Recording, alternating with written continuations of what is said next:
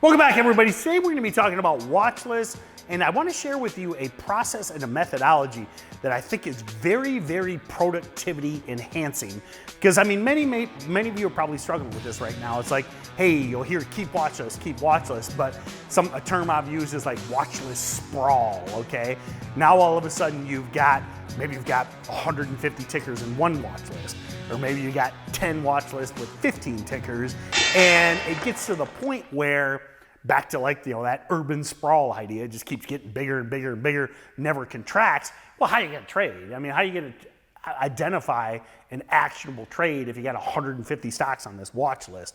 So that being said, I am lead trainer with StocksToTrade, Tim Bohen. StocksToTrade, the software platform, I've been representing them and doing live webinars for over 8 years now. It is the best platform to not only build and manage watch lists, so check that out. But in these videos, I really kind of get into the nitty gritty of really trading, getting consistently profitable, seeing better results. And a lot of that is based on, again, having the right process and having the right methodology so that you can capitalize when when the great trade opportunity is out there. And I'm a huge fan of watch lists. And there are a couple things I'm going to talk about. And number one is sector-based watch lists. Now, I actually do this outside of StocksToTrade, but I actually use Google Docs, okay? Check out, if you look into Google Docs and Google Sheets and the finance function, okay? What is great about the Google Docs finance function, it's free. Now keep in mind, it is delayed, but that's why you use your StocksToTrade along with it. So I build these watch lists together. The Google Finance data is delayed by a few minutes. You can always bop over your StocksToTrade for real time.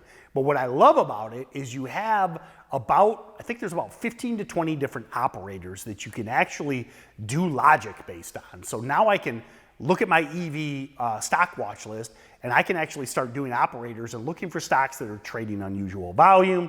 Maybe they're breaking out on the daily. Maybe they're actually going red to green on the day.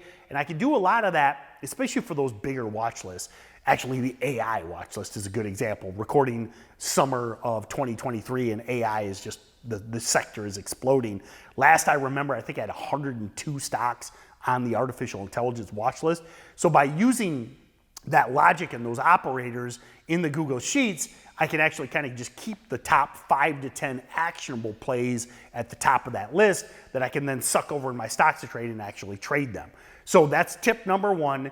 Definitely check out the Google Finance, Google Docs Sheets finance function. Now, on that note, give me a comment below. Would you like a video getting more into the technicals of those formulas and that logic that I run? Just give me a, show me more about Google Finance in the link or in the comments. Cool thing about it, it's 100% free. So next thing I want to talk about is what I call the rolling watch list methodology. Now this is more day and swing trader friendly and a little more outside of what we would call sector based. These are kind of like the hot plays, because what happens with a lot of traders, maybe you're familiar with the day 3 surge pattern or the week open red to green pattern, two of the highest probability, absolute best trade chart patterns out there for anybody. I don't care if you're new, intermediate, advanced. But the thing with the day 3 surge and the week open red to green, these are what we call multi-day patterns. Love that because of the high probability of success. Listen, I love day oneers. We call them day oneers. That's that stock that gaps up big in pre, makes this massive run, goes from like $1 to $4 by 10 a.m. But you know what happens with most of these. A lot of them fade midday and then gap down the next day. So you really got to have good discipline and good management, risk management, to trade those day oneers. I typically ask beginners, I'm like, man, avoid that shiny object. I mean, I know there's a 200% low floater gapping up today, but focus on the multi-dayers. And that day 3 surge pattern is obviously a day 3 pattern. It's that big gapper that survives into day 2 and then re-breaks out. And then the week open red to greens can be multi-week, even multi-month patterns. I think of a stock like AI, the ticker AI. That thing has been a week open red to green, I think like 50 out of 60 days, which means it gaps down, goes green, and runs. So if you can know how to keep those stocks on your radar, you can be ready for those moves. And the way I do that is with what's called the rolling watch list methodology. So what you're gonna do is you're gonna create 5 watch lists, and you're gonna label it Monday, Tuesday, Wednesday, Thursday, and Friday. Now with those watch lists, like let's say today is Monday, for instance, I'm gonna come in on Monday, and the very first thing I'm going to do is I'm gonna look at the Monday watch list. Now keep in mind, that would be all the stocks from last Monday, a week ago Monday. All the stocks that were the biggest runners, the stocks that survived, the stocks that were weak open red to greens, the strong stocks from a week ago.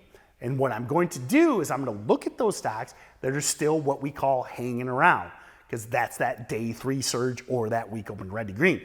This is some stock that went from 1 to 3 last Monday, and it's still at $3 on day 7. Man, that is a top watch. So that one survives.